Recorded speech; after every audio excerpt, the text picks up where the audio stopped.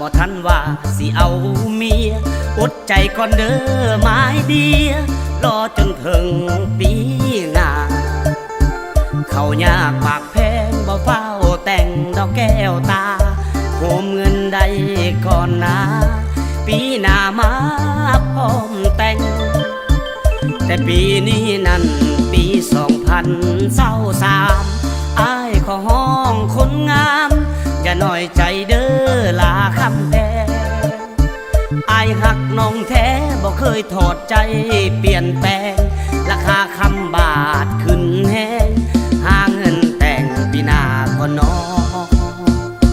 ซอยคอยแน่คอยคิดอยากมีเมียเขาขึ้นเล่าขึ้นเงีย